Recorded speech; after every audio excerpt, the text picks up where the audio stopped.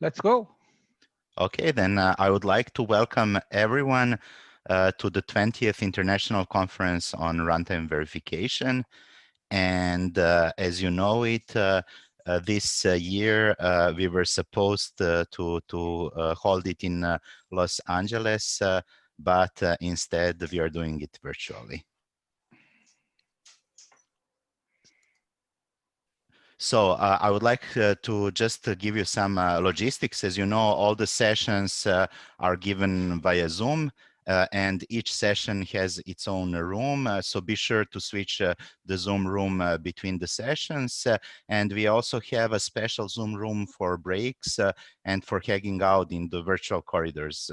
So this RV Tavern room, it's the break room, and it's open all day. And there is the Zoom room password, which is the same for all the sessions. So it's the one that you already know, the RV capital to the 2020 exclamation mark. During the talks, if you want to ask a question, you can either write your question in Slack during the talk itself, or when the talk is over, you can raise your hand in Zoom and ask your question when your name is announced by the session chair. So please, everyone, remain muted during the presentation and unmute yourself only if you're invited by the session chair to ask the question. And also you are welcome to enable your video, so to emulate as much as possible a real conference. For the presentation for the program, you can find it on the website. I remind you again that you have 1-minute teasers available for all normal presentations on the program page, and all presentations and question and answer sessions will be streamed live on YouTube and recorded. We will post this presentation and Q&As on YouTube if approved by the presenter. I would like to have a big thank to our student volunteers, Sara, Nivedita, Anand, and Parv, without whom we wouldn't be able to organize all these, I have to say, quite complicated virtual environment. Now I give I let Joe continue with the presentation. So Joe, I will change the slides on my computer. Just mute myself. Okay, go ahead. All right, so we have three very exciting keynotes for you guys. So today, of course, we are going to have Lane Desborough, and I'm going to introduce him and his talk in quite a bit. But today's talk is going to be on the physical side of cyber physical things, and Lane brings a very interesting industrial perspective, and hopefully he can share some insights on real-time runtime verification in the real world with us today. Tomorrow, we are going to have Tom Hensinger, who is the director at ISC Austria, and he's going to be speaking about monitorability under assumptions. October 9 is our new initiative this year. It's the day that we have designated as the RV for Autonomy Day. And we are going to be focusing on various things related to autonomous systems and how runtime verification is becoming so important in these kind of systems. So we will have, Dan, could you pause a minute on the previous slide? Oh, yeah, there you are. Okay, and there we are going to have a keynote talk by Katie Drix-Campbell, who's an assistant professor at University of Illinois at Urbana-Champaign. And she has a very interestingly titled Harry Potter themed talk, Fantastic Failures and Where to Find Them, Designing Trustworthy Autonomy. On the final day, on Friday, the RV for Autonomy Day, we also have a new initiative. We are organizing a panel called the RV for Autonomy panel, and we are going to have some distinguished panelists, Nathan Ashbacher from Oxon, Mauricio from Lockheed, Katie will join in the panel, Jens Hollerking from Bosch, and Aditya Zucchi from Galwa. Okay. Also, it gives me great pleasure to introduce to you the Best Paper Award nominees. Please pay special attention to these talks. We have tried to schedule these talks in a way that they are early enough for those of you in Europe. hopefully at a reasonable time for those of you in the US. So we will have the best paper award nominees for this year. The paper on empirical abstraction by Vivian Ho, Chris Alvin, Supratik Mukhopadhyay, and Jimmy Lawson. The paper on logical signal processing, a Fourier analysis of temporal logic by Neeraj Basnet and Hussam Abbas. And finally, actor-based runtime verification with MESA by Nastaran Shafi, Klaus Havelund, and Peter Mehlitz. And to keep you all on tenterhooks and to keep the suspense, we are going to announce the Best Paper Award in the final session on Friday. So please hang around after the RV for Autonomy papers are done to hear the Best Paper Award announcement. And we will have another announcement tomorrow on where RV 2021 is going to be. So stay tuned and hopefully you get to meet the PC chairs for RV 2021. And the electronic proceedings of RV20 are available online at the following link. In addition, Dayan worked some magic to get the Springer guys give all of the RV proceedings online available to all of the conference attendees for the next 4 weeks. Is that right, Dayan? And you should be able to That is find all of. Go Yeah, ahead. that is right. And just one note, the proceedings of this year are available. They had some technical trouble to put already free access for the other ones. Maybe it's already there. Maybe it will take a few more hours. Yeah, so please enjoy all of the proceedings of previous several years. And next slide. And finally, this conference has been very kindly supported by two of our big sponsors. Toyota is a gold sponsor, because of which we are able to offer free registration with no cost for all the Zoom meetings, all the setup on Slack, and everything else. Springer has been quite generous with sponsoring the Best Paper Award and giving us free access to all the RV proceedings. So a big thank you to Toyota and Springer. Uh, Thank you so much. Yeah, and well, with that, on that note, let me once again welcome you all to RV. Hope you all have a smashing conference. And I think it's also on a good note that I get to kick off the first keynote today, which is by Len Desborough. I have known Lane for over the past 3 years when he sent me an email out of the blue saying, hey, I saw your work on falsification. Can we chat? And for a while, I thought, I don't know this person. And then I started looking him up and I was very impressed with what I saw, and it continues to impress me how one person can do so many things. So Elaine Desborough is currently in a stealth mode. He's working on autonomous systems to reduce the burden of living with insulin requiring diabetes. He was initially exposed to safety critical industrial automation as a co-op, as a chemical engineering student at the University of Waterloo. In grad school at Queen's University, he focused on controller performance assessment. He then spent 2 decades at Nova Chemicals, Honeywell, and General Electric, implementing and remotely monitoring safety critical automation at chemical plants, oil refineries, pulp mills, and power plants around the world. Unfortunately, his son was diagnosed with type 1 diabetes in 2009, and that kind of spurred Lane into his current avatar. He found himself at Medtronic Diabetes, leading the engineering team responsible for the next steps towards the artificial pancreas automated insulin delivery, or AID. He also co-created Night Scout, the first remote monitoring system for families living with type 1 diabetes. And interestingly, it's the #8 most forked repository on GitHub. Um, in 2014, he co-founded Bigfoot Biomedical, and as Bigfoot's chief engineer, he developed safe, effective, and scalable systems to reduce the burden of insulin requiring diabetes. Very recently, he's left Bigfoot to start another AID company. So today his talk is going to be about the physical side of cyber physical systems. And I've seen Lane speak on several occasions. I've had the good fortune of doing so, and he always gives a very exciting and engaging talk. So I very much look forward to what he has to share with us today. And on that note, let me welcome Lane. Please join me in welcoming him. Thank you very much, Joe. These Zoom claps are always fun. Let me see if I can share my my screen here. Can everyone see this, and can everyone hear me okay? Yes, I can hear you and see you okay. Yes. Great. Good morning, good day, everyone. It is my pleasure to be with you today.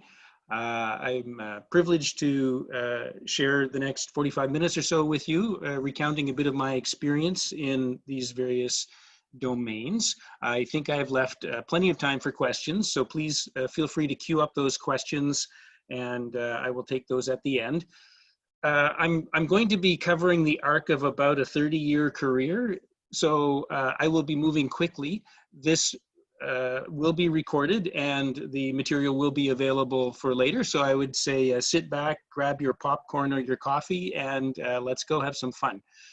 So as Joe mentioned, my experience is quite varied. So I'm going to be covering a number of themes today. And during the covering of those themes, I will be presenting a series of about 25 assertions. So these aren't opinions, these aren't facts, these are just assertions that might bear some further investigation or discussion. So as Joe mentioned, my most recent interest is in automated insulin delivery. These systems are typically comprised of an insulin pump, a small body-worn insulin pump, a subcutaneous sensor of blood glucose called a CGM, and then some algorithm that sits between those two devices that attempts to maintain blood glucose in a safe range for people with insulin requiring diabetes. That's what I'm doing now, and I'm coming out of stealth mode. My company's name is Nudge, Nudge Blood Glucose, so I'm nudging blood glucose with insulin. The beginning of my career was at this facility in Alberta, Canada, where I happen to be today. And this is a very large industrial facility, a chemical plant. There's something like 10,000 of these facilities around the world. I was privileged to work at this facility. They were doing very advanced things, and they still do very advanced things. In between what I'm doing now and that experience at Nova Chemicals nearly 30 years ago, I've spent decades traveling across many different continents and facilities. This is the tar sands of Alberta, South Africa, the jungles of Brazil at an alumina plant, the deep underground in mines, in control rooms all over the world. It's been a wonderful career. And for those of you who are just embarking on your career, I would strongly encourage, if you have the capability to do something similar. That career has taken me through a number of different technology aspects, starting with supervisory control and data acquisition, into basic control, advanced control of these facilities, control of performance monitoring, later into the actual design and specification and implementation of large-scale industrial automation systems, then getting into things like safety engineering, more recently remote monitoring, decision support, and modeling simulation, model-based design. And most recently, I would characterize my interest is in building anti-fragile systems, systems that are not just systems, but even organizations that are anti-fragile. One of the, I think, delightful, remarkable aspects of my career is I've been able to execute this in 5 distinct domains. So starting in petrochemical production and winding up in medical devices, I couldn't have imagined a career having that arc 30 years ago. So the first assertion I would make is that it is possible and indeed valuable to cross domains. If you have the possibility to jump from one domain to another, I would strongly encourage it. There's much to be gained from it. And one way of thinking about this is that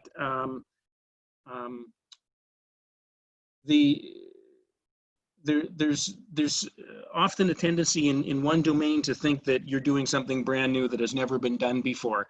I think the odds of that are fairly small, given that there's 7 billion people on the planet.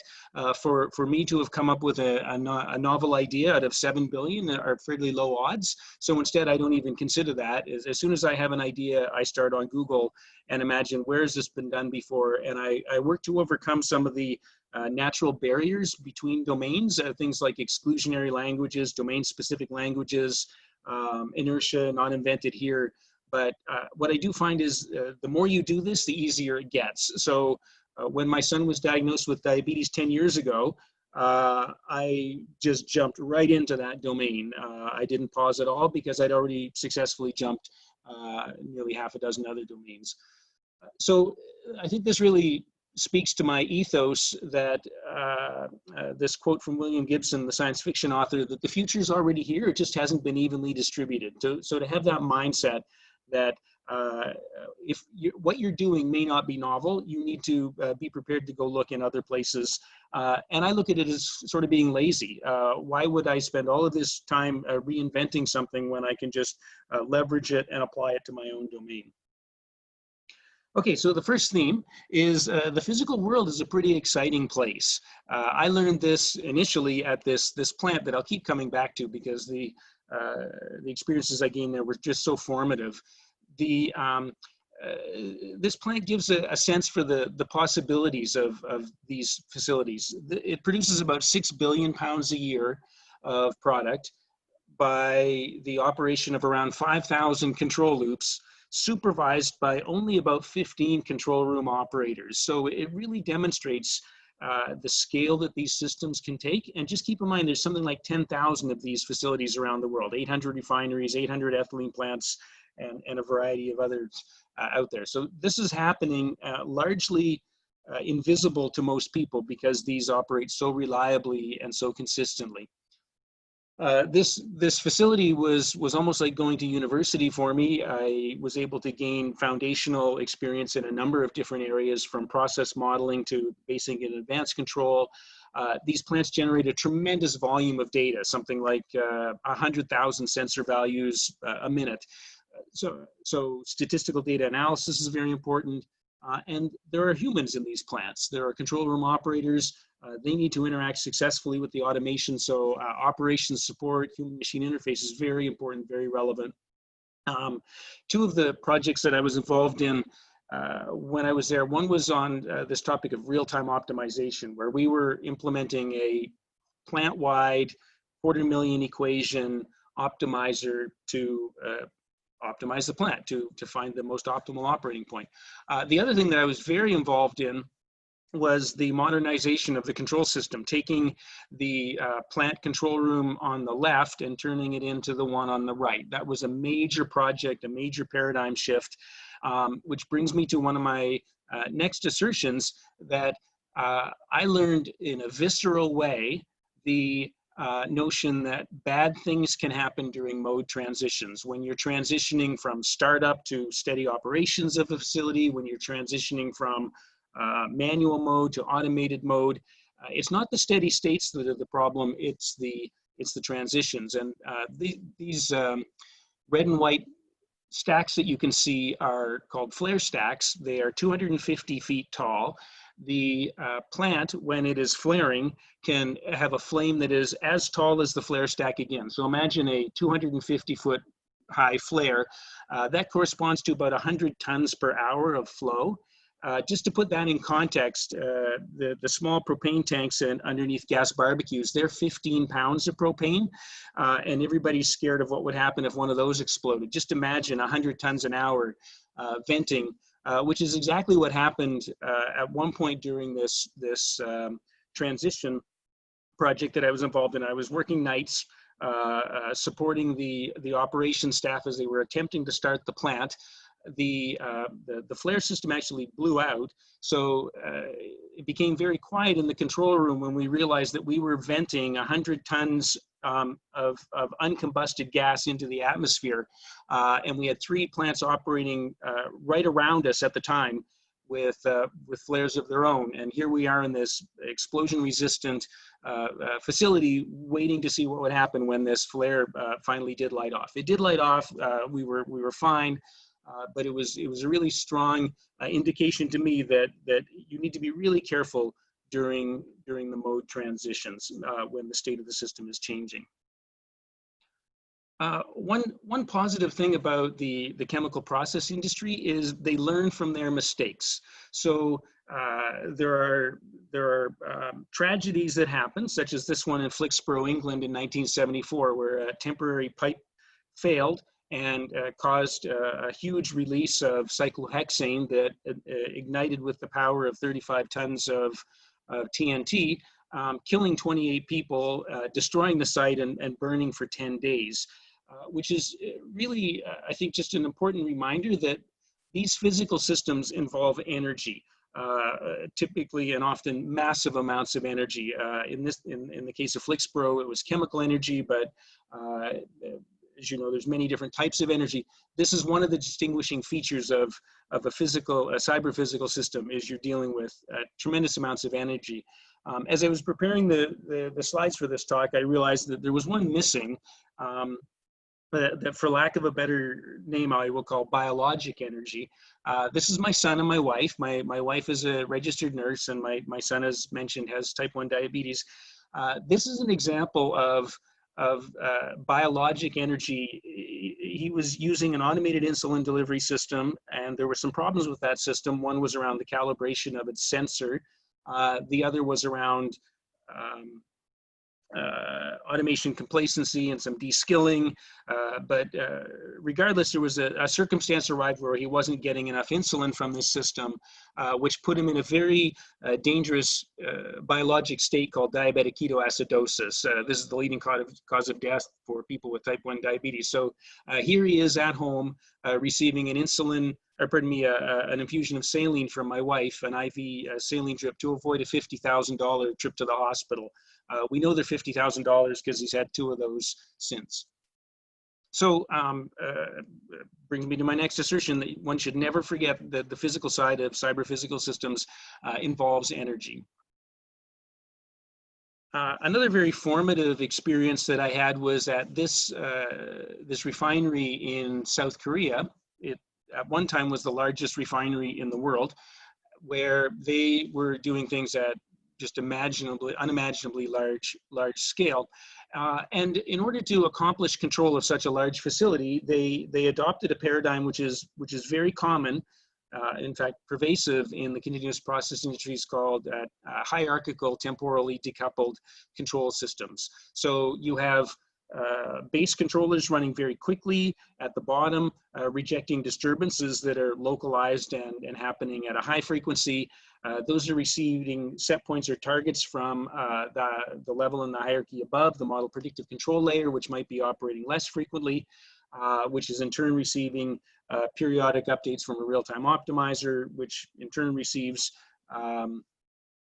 inputs from a planning and scheduling system on top. I had 2 projects at this facility. One was on at the top level on scheduling of blending, and the other was model predictive control of one of their crude units, their crude distillation units. But the point being that this is a very successful paradigm for managing complex systems, is hierarchical temporal decoupling.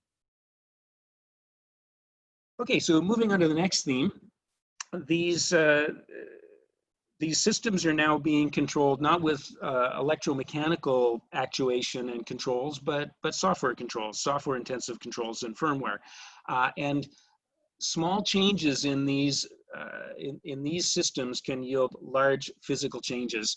I won't give examples. There's hundreds of examples out there in commercial aviation and spacecraft and transportation, which I won't share with you today because I didn't have direct experience with those, but you can go investigate those. I'm going to share 2 experiences that I'm much more familiar with. So back to this ethylene plant. After I left to join Honeywell, they built a 3rd plant called E3, a 3rd ethylene plant, the largest in the world, that was controlled by a Honeywell, still is controlled by a Honeywell control system. This Honeywell control system, this was just in the age when the control system vendors were moving to Wintel control, Wintel boxes, so Windows and Intel machines, where these machines needed to be periodically patched and updated. So there was a scenario where they received a patch from Honeywell. This patch had been successfully deployed at hundreds of other facilities around the world. And it was to upgrade the operator stations in the control room. So my friend had applied this patch successfully to 6 machines that morning, and he went to apply it to the 7th machine, and a previously undiscovered bug manifest that caused the plant, and the plant was going at full rates at this time. So imagine a car that's going full speed, came to a sudden stop. It fail-safed every valve in the plant, slammed all the valves shut. And you can imagine the consequences of that. This is just one example where this is a 42-inch valve that slammed shut and failed. It caused catastrophic damage to the facility. The plant was down for weeks. They lost millions of dollars. So this was all over a very, very small change in the software, which brings me to my next assertion that these systems are comprised of hundreds, thousands, tens of thousands of parameters, and any one of these could get you. Any one of these could be a critical parameter. So change management is very important. If you don't manage change, change will manage you. Another example, this was when I was at Honeywell as well. In 2005, British Petroleum's Texas City refinery exploded, killing 15 people. The alarm system was identified as being part of the contributor to this tragic loss. I found myself a year later working at another Gulf Coast refinery just down the road from BP, implementing a brand new control system, what's called an open automation system, an interoperable open automation system. This was the flagship first time this system had ever been implemented in the real world. And these systems are very complex. They're sort of bespoke systems comprised of different subcomponents that are off the shelf, but tremendously complex. Hundreds of millions of lines of code, thousands of configurable parameters, lots of different security settings. And what was happening at this plant was that the operator stations were slowing down. So normally the operator, this is their only view into the process. That it's their only way to see what's going on in the facility, which is often, you know, a quarter mile away. They want to keep it out of the blast radius. So they became very upset when the display started to freeze and not update. So I got called in to help with that. So one of the assertions that we quickly realized is it's almost impossible to understand and comprehend what and why these things were happening. As I got into the investigation, one of the learnings was that there's an organizational dimension to this as well. The system was not provided by a single supplier. It was provided by a series of suppliers contributing different parts to the system. And the red lines that I've identified in the plot on the left are where they're actually competitive, the suppliers. So they were working with each other on this project, but on other projects, they were competing with each other. So there's a strong reluctance to collaborate, which really brings up the point that interoperability has a fundamental change and shift in the responsibilities and indeed the profits and commercial and competitive arrangements. And you have to be really careful about this. So this was a huge problem. So the customers had been the ones encouraging interoperability and attempting to reap the benefits that they perceived of interoperability. But I think for them, they realized this was a bit like opening Pandora's box, that they only saw the upside of interoperability and were slow to discover that it wasn't a panacea and it in fact created some new problems. Okay, so moving on to the next theme. Cyber physical systems are different from more traditional systems that we might have seen, for instance, earlier in my career. So these are some pictures of airplanes and control rooms and cars that were present at the beginning of my career 30, 40 years ago. In fact, that's the first car I ever had, a Volkswagen 1967 Beetle. And just to contrast that with what we see today, a Dreamliner cockpit, the modern control system, or my wife's Ford Fusion car with a heavy degree of automation, these are fundamentally different systems, even though the surface looks similar. And as a result of that, we really need to be mindful of how we approach these systems. They've sort of transcended this notion of organized simplicity and machines, electromechanical machines, which are almost possible to understand their behavior by inspection, analytic reduction. These systems that we're now dealing with in the organized complexity box, they have a level of complexity and interactivity such that it's now much more difficult to understand their behaviors through inspection. We can't use the methods that have traditionally served us very well, and as a result, there's problems with that. So we're now starting to see some losses associated with the operation of these systems, often not due to the components themselves, but to unanticipated interactions amongst those components. The components are often working just fine. And then the other thing is these systems often have quite a life cycle to them. So even if they were born safe or born in an operational state, through evolution and change, they evolve to an unsafe state or an unanticipated state. So for instance, back to these refineries and chemical plants, they can live 100 years. You can go to refineries today that were originally built 100 years ago. So these systems can have very long life cycles. How do you ensure that your behaviors are achieving their results through the entire life cycle?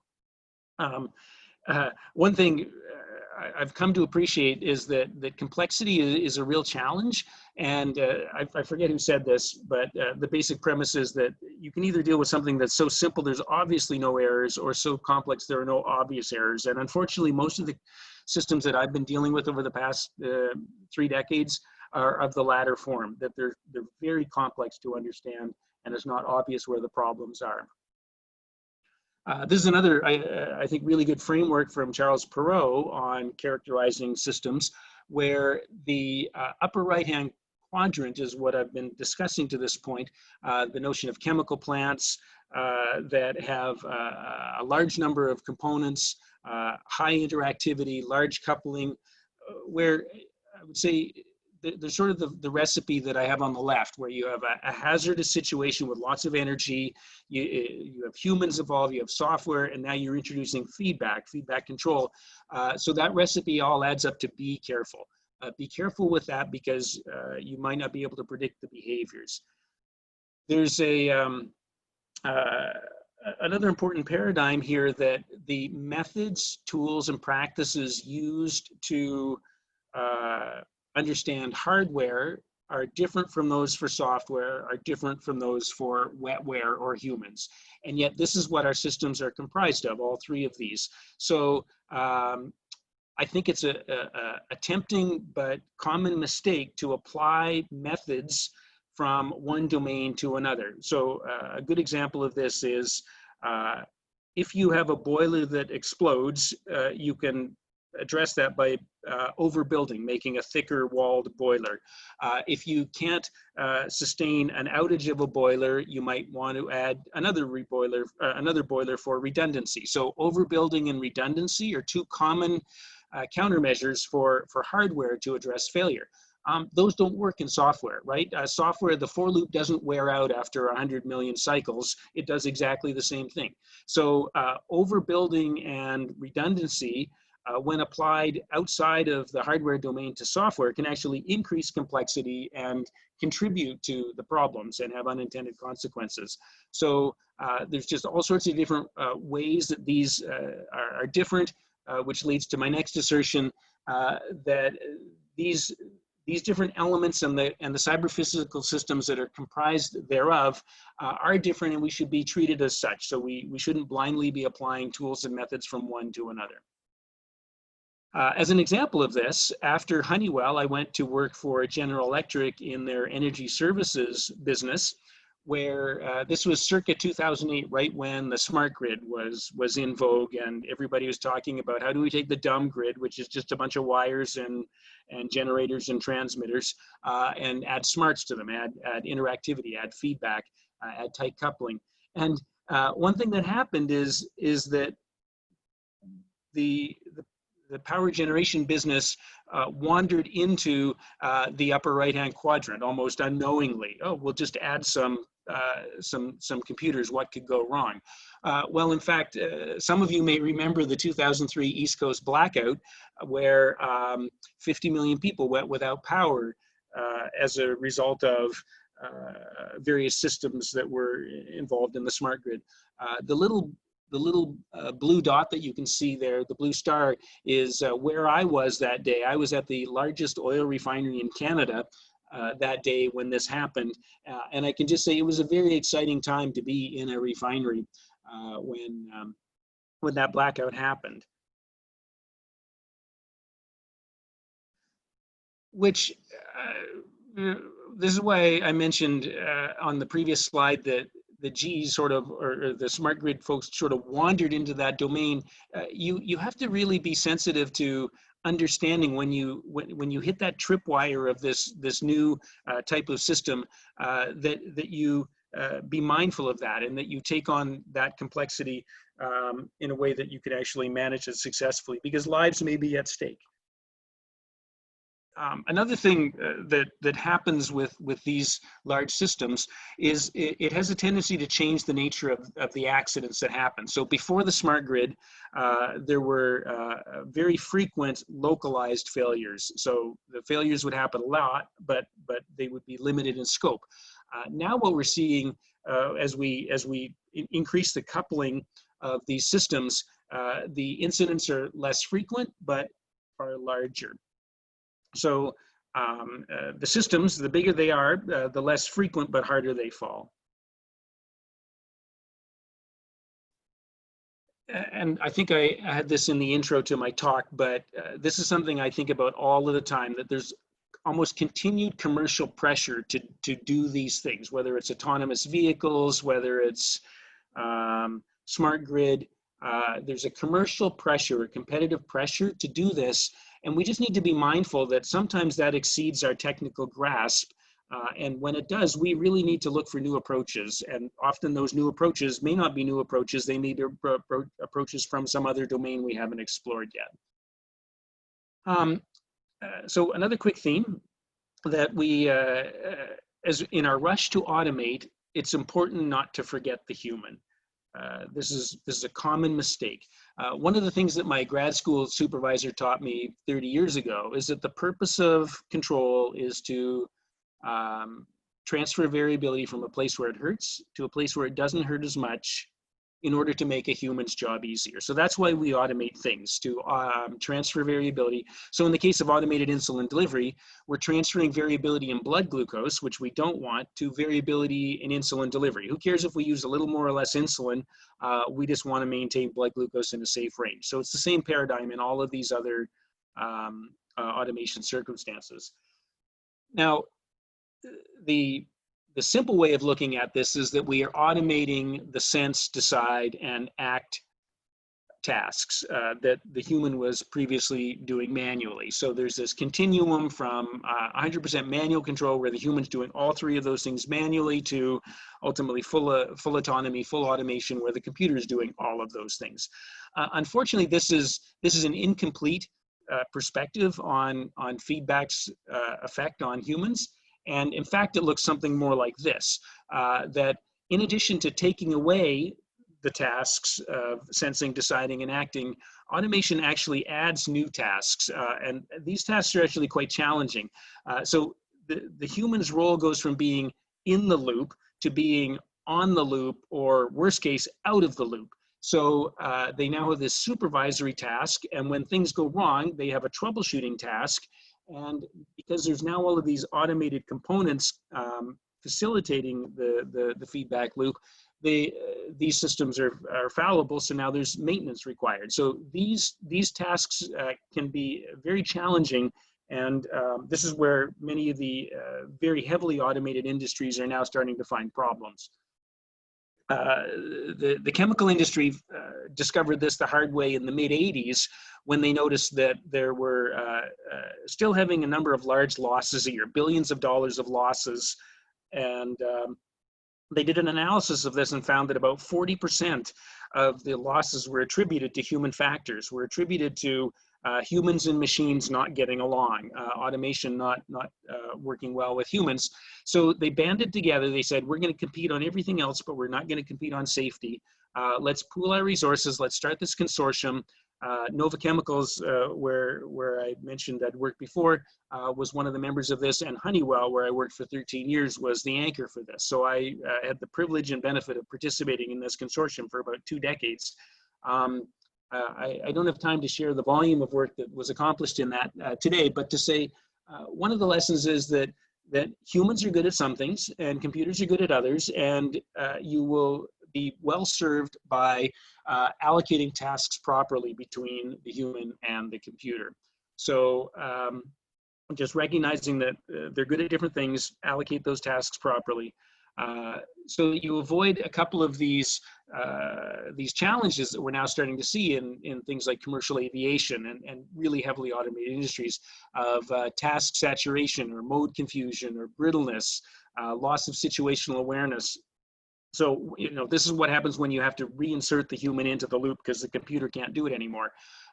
Or acts of omission, so de-skilling, forgetting how to fly the plane, forgetting how to control the plant, automation-induced complacency or addiction, being afraid to turn off the automation.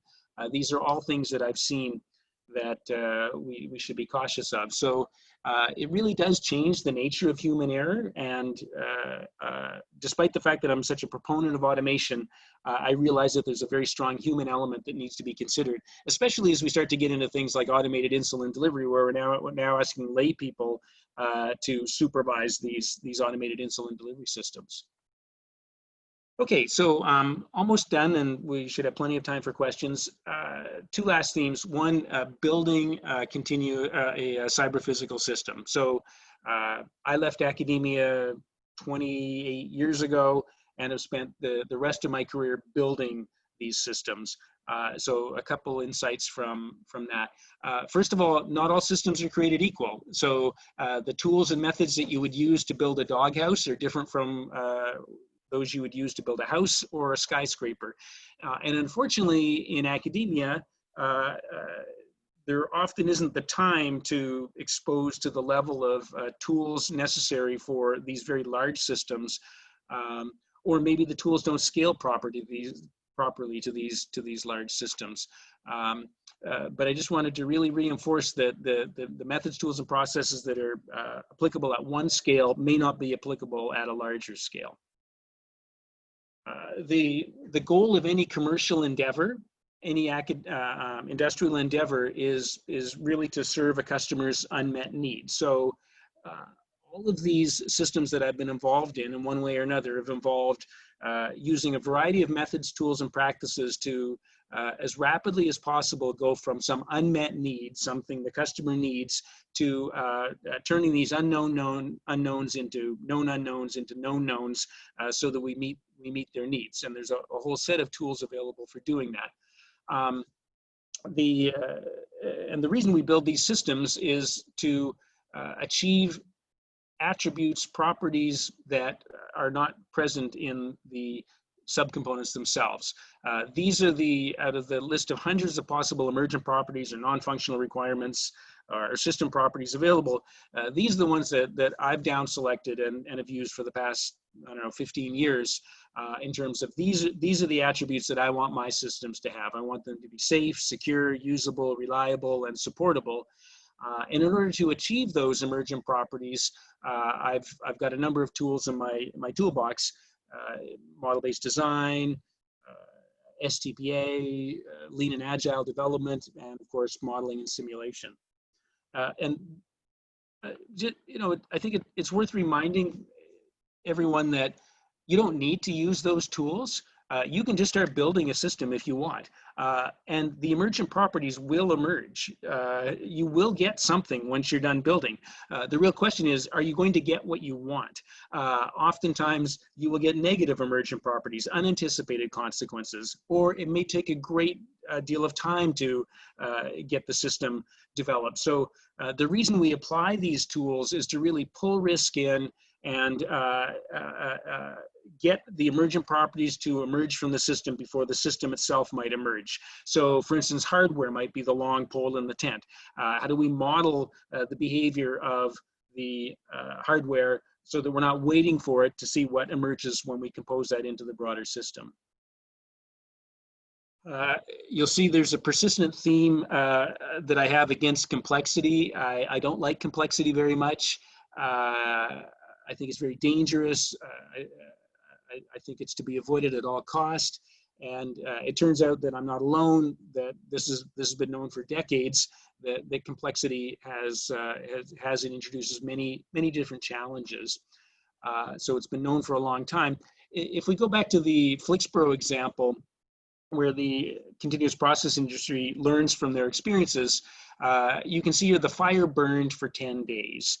So it burned for 10 days because there was a lot of stuff on site. There was 120 tons of cyclohexane. So one of the things that the industry learned was we need to de-inventory our plants. We need to have less inventory around because that which you do not have does not explode. So I love to think in metaphors, and I think that metaphor extends to just about everything we do with systems. That which you do not have does not cause problems. So you could say the act of writing software is the act of writing bugs. So the way that you reduce your number of bugs is to reduce the number of lines of code you write. So I really have become a strong proponent of creating the simplest possible systems as possible and guarding against complexity at every step in the development cycle, because every time you add complexity, that complexity propagates downward in your development cycle. So it takes more time to develop, to design, to test, to verify, to validate, to train, to regulate, to support. And so that's point one. Point two is that there's this asymmetry associated with adding and removing complexity. It is almost trivial to add complexity to a system. It is almost impossible to remove complexity once it's there. So you really have to guard against complexity. And these are things like, let's say the engineers don't know whether to do feature A or feature B. So they say, well, we'll just put both in. You'll never get them out again. So it's just really dangerous, and it creates a huge competitive advantage if you can limit your complexity. That's why I've got the tagline at the top that if you're not the simplest solution, you're the target of one. Somebody else is trying to make a simpler system. So it's easy to add and hard to remove. And it propagates everything downstream, adding costs, like all these things that you don't want. It adds to your technical debt. It creates late cycle surprises. Okay, almost done. And I think this really ties into the whole purpose and theme of the conference is, now that you've got a system or are building a system, how do you characterize it? What are the methods that can be applied?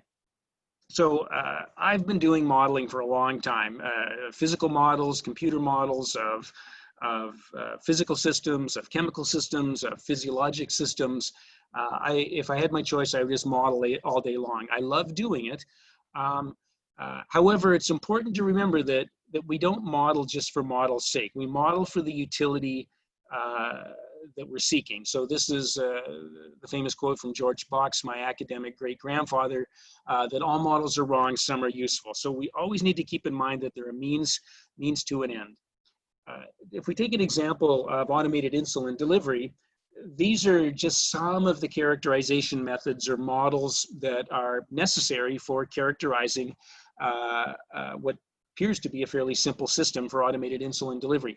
Part of the challenge that these systems have is they operate across multiple timescales, from millisecond gigahertz Bluetooth radios and MCUs to decades of somebody's life, the behavioral and physiologic changes that they might be undergoing. So it's like a stiff system of differential equations running at multiple different time scales.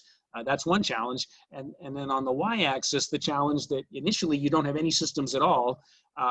None have been fielded yet. And ultimately, you want to be fielding these to hundreds of thousands of people across many different use cases, use conditions. So it takes a real toolbox to characterize these systems, because and the only reason we do characterization is to predict what's going to happen in the upper right corner, right? To pull that risk forward. What's going to happen over decades of life of this system across hundreds of thousands of users? That's why we do these characterization efforts. So it's really about being efficient and rather than waiting for the emergence, pulling that risk forward through modeling. And again, it's a means to an end. Every model serves a different purpose. I'm an amateur woodworker, and I just love going to Home Depot and looking at all the tools. And I think there's an important lesson there that what is the law of the hammer? To a child with a hammer, all the world's a nail. We should have more than just a hammer in our toolbox. We should be aware of the different tools that are available and use them judiciously at the right time and right phase in a program to achieve the desired results in terms of emergence. So be prepared to use as many methods as possible and to go explore, which is, I think, the huge benefit of the conference today, is you're learning about new characterization methods and the availability of them.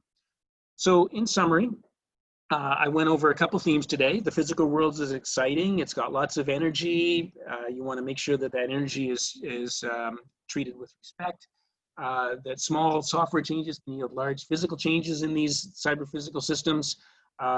These cyber-physical systems are different from the simpler electromechanical systems and chemical systems that preceded them. The introduction of automation is great, but we shouldn't forget the role that the human plays. Building a cyber-physical system involves sort of a different way of thinking, as does the way of characterizing them. So I hope you have some questions, but in summary, I presented a series of assertions, 25 of them. And again, I went very quickly through all of these. Each of these would be a topic of discussion of its own. But I fundamentally want to say thank you. And as we used to say in the plants, have a safe day.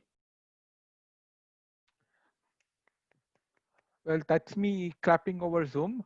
Thank you, Lane, for that wonderful and very philosophical talk on how to build systems correctly. We have the forum open for questions, so please raise your hand on Zoom or write your question in Slack. I know, unfortunately, some of the hosts are unable to raise their hand, but there is a question from Supratik Mukhopadhyay. Supratik, please go ahead, unmute yourself, and please ask your question. Yeah, I saw that you talked about the human factor. So don't forget the human. I mean, automation is there, and but don't forget the human. And of course, human factors lead to many failures in cyber-physical systems. So given that this is a formal methods-based conference, right? How do you think formal methods can deal with human factors? Oh, that's a great question. Well, first of all, I think some aspects of human behavior can be modeled. So this is something that we actually did with automated insulin delivery, where we were characterizing things like the response time to a notification. So that's not a very good answer, but I think because the human can play such a strong role, and there are certain transfers of responsibility, like a notification system, like an alarm system, where you're transitioning from a time series to an event, and now you're expecting the user to react to that event.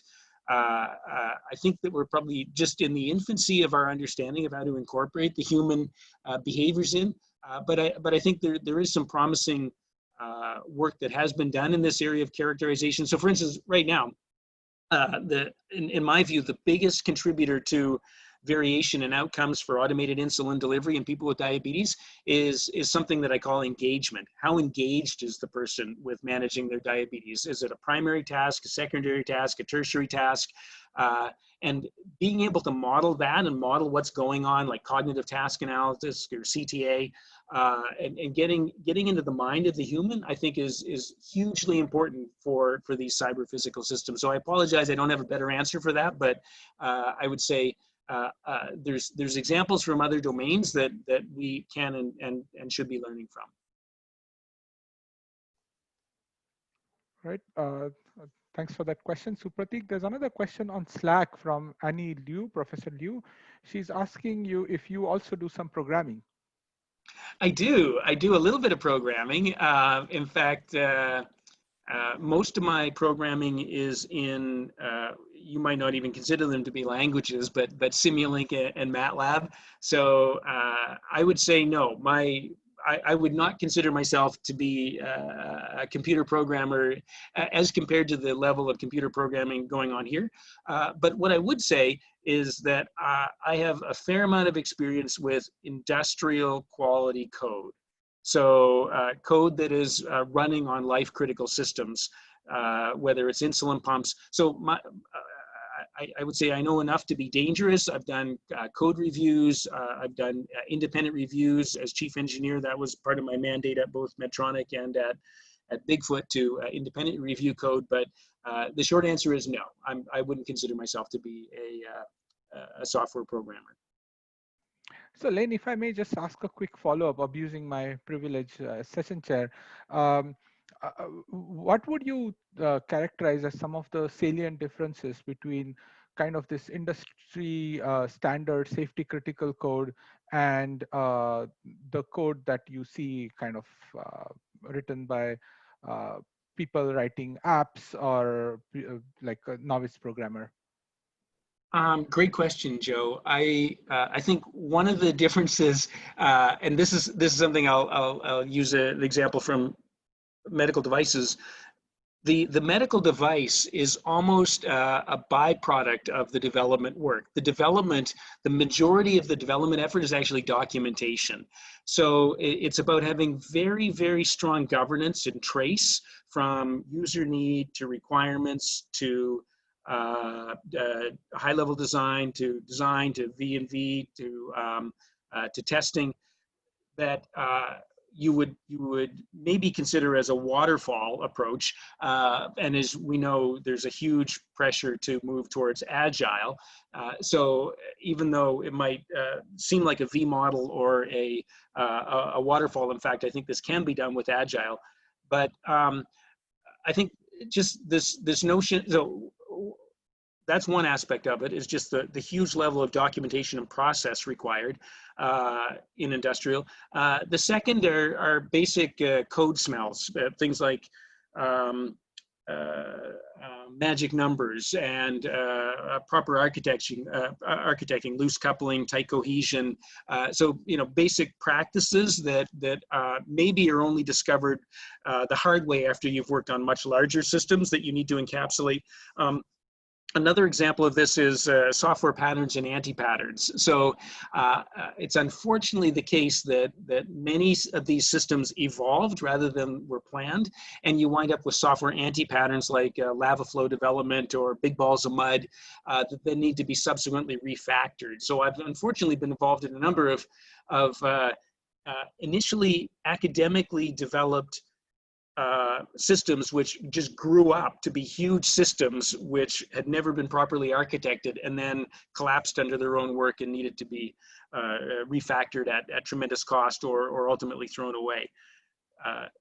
So this is why I said I'm not a software programmer, because I don't feel I ever had the proper grounding in those tools and methods to develop these systems at scale. Thanks for that answer, Lynn. Quite illustrative. There's a question from Dayan, and then I'm going to go back to some more questions you have on Slack. Yeah. I wanted to ask you, you worked on many different types of cyber physical systems, and this insulin pumps, it has also a personal perspective. How does the personal aspect affect the way you design, the way you think, and it's another type of human in the loop, right? Absolutely. I love the question. The way I explain this to people is I am building an airplane for my son to fly solo in. So that is a level of responsibility that I think reinforces the safety and security emergent properties that I hold so dear. That's point one. Point two is knowing my son, who's 22 years old now, who's not very engaged, this is also where I realized that these systems need to meet the human needs. They're where they are in their life, their level of engagement with their disease, and this is actually really important. And I think why, well, it's the reason that I have my own company now, is because I believe the needs of a very large cohort who are like my son, who are quite disengaged with diabetes, are seeking simpler therapies. They don't want the complex therapies. So the Medtronic system that I showed a picture of has 1,300 configurable settings on it. If you wanted to, on that insulin pump, you could go and change over 1,000 things. That puts that system out of reach of my son and basically any doctor in the world, except for maybe a few thousand doctors. So this notion that the human, I think it is important, is well, why I'm doing what I'm doing now, because I believe these systems were just this whole complexity thing that I was mentioning. It's easy to add, impossible to remove. These systems have evolved over time. That Medtronic system that I mentioned was based on 5 predicate devices. They never threw anything away from those 5 predicate devices, and now you've got this impossible system to deal with, and now a big market opportunity to come in with something simpler. Very cool. There's one more question from Slack by Nivedita. Her question, Nivedita, do you want to ask it yourself? Sure. Sorry, I couldn't raise my hand as the host again. Yeah, sure. Yeah. So I just wanted to know, because as you said, characterization of CPS is important. And many a times you're trying to characterize these things that probably don't exist at that time. And maybe by the time it's being deployed, you have something else that has multi-layer complexity. And then you're talking about systems that will be used by millions of users, and the environments are going to be different. So how do you expect that such systems can be characterized, or is this something that is an ongoing process that needs to happen even during deployment?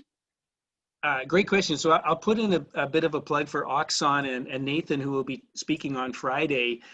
He really captivated me with some of the work he's doing, and in terms of real-time instrumentation of existing systems. So there's this notion of, okay, what do we know about the system from the high-level system design and the architecture diagrams and sort of the traditional V model, but then as these systems are implemented or evolved, how do we actually know what's going on? How do we instrument them properly? So I think it really, you need to come at it from 2 angles.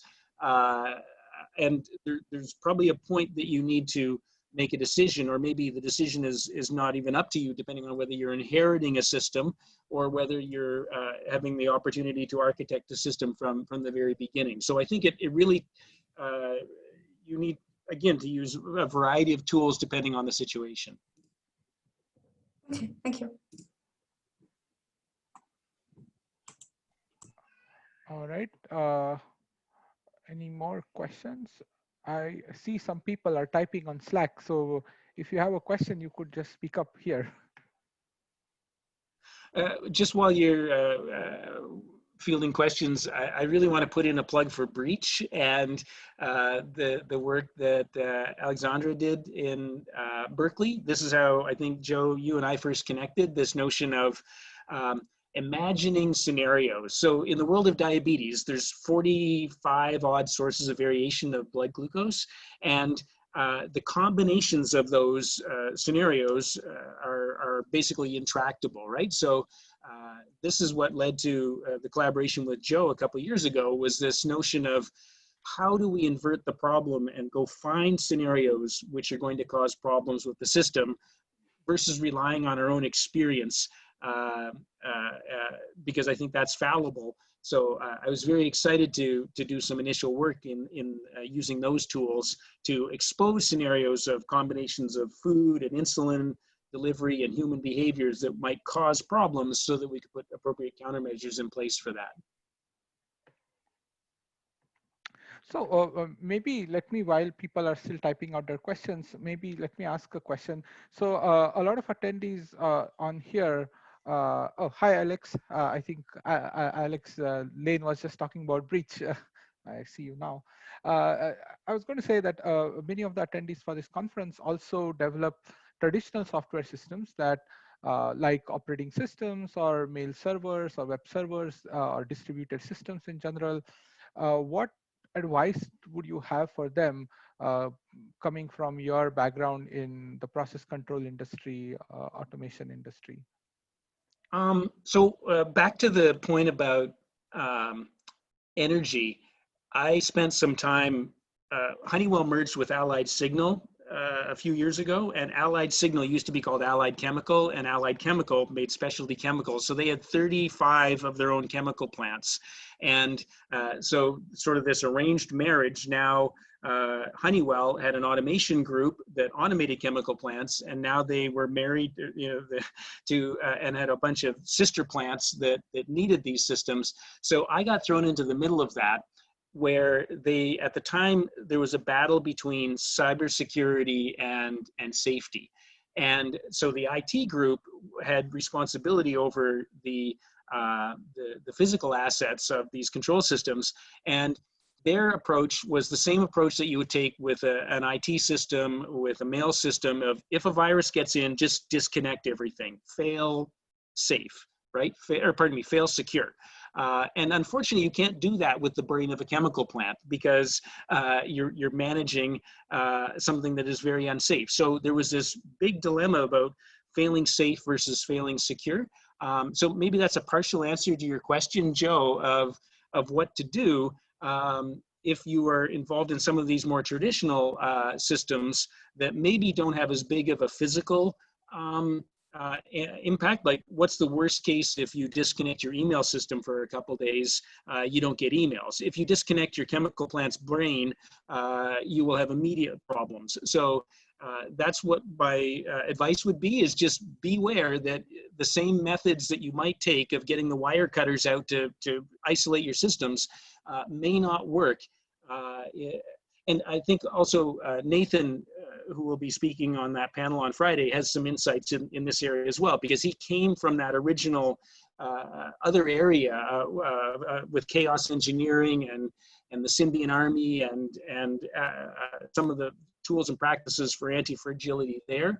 And now he's looking at how do we bring those into some of these cyber physical systems with real-time consequences. That's pretty cool. Don't compromise safety for security. That's the message I hear. Yeah, that's interesting. There's another question on Slack from Laura Nancy. Her question is, what is the level of autonomy for artificial pancreas that we can find in the market today? Yes, excellent question. So today it's called hybrid closed loop. And by hybrid, it means it's a combination of human and feedback control. Part of the reason for this is that insulin delivered subcutaneously is quite a slow actuator. It takes there's about a half an hour of dead time. So in order to compensate for the effect of a meal, these hybrid closed loop systems today require some feed forward intervention by the user called bolusing around meals. So the user is responsible for looking at some food or anticipating how much they're going to eat and giving some feed forward command to the insulin pump to say, I'm planning to eat 30 grams of carbs. So now put that amount of insulin in right now, because you can't wait for feedback to start to see the effect of that. So about half of the insulin that is delivered in the course of a day is through this manual intervention, this feed-forward action of these hybrid closed-loop systems. And incidentally, that's exactly what I'm working to avoid. I'm trying to transcend and move to a full closed-loop system with my new company because of the burden of this estimation of the feed-forward signal. People can't count their carbs right. It's an almost impossible task to do this feed-forward component. So I think we are almost out of time to reach the next session in time. But if there are no other questions, maybe I can ask one last question before we move to the next session, if that's okay. So my Sure. question for you is, a lot of the things that you have talked about deal with runtime monitoring. Do you see any hope for going from runtime monitoring to runtime verification, where one day we will be able to say that we've kind of have a proof saying for all possible things that can go wrong, the system is always going to work correctly? Do you see a hope for this kind of a proof coming? I think my answer would be nuanced. I think it really depends on the system and the way that we've approached the coupling of that system. So So if we let's take the have example of artificial pancreas. Do you think that it's possible in that domain? I do. And part of the reason for that is at one level, it's a fairly simple system. It's got one disturbance variable, or one major disturbance variable, which is food or carbs, one major controlled variable, which is blood glucose, and one major actuator, which is insulin. There's a whole bunch of other disturbances which we're never going to measure that just get lumped in as a lump disturbance. So I think it is tractable from that perspective, but it still has plenty of challenges. Very cool. Well, thank you again, Lane, for that wonderful talk and very engaging answers. Thanks again. And Well, please thank you so much join for me. inviting me. It was my pleasure to be here. No, it's our pleasure and privilege. Thank you, Lane, and please join me in thanking him. You have a bunch of Zoom claps. Uh, by the way, Lane, there are more questions on Slack that are just coming in as we close the meeting, but unfortunately, we have to go to the next session. So the next session, RV for software systems, will start in a different Zoom meeting. So please make sure that you switch the Zoom meetings. And thank you, Lane, again. And let's start off the conference with the first session in 4 minutes. Thank you. And I'll respond to everybody's questions on Slack. Great. Thank you, Lane. Okay. Bye. Bye, guys. See you in the other meeting.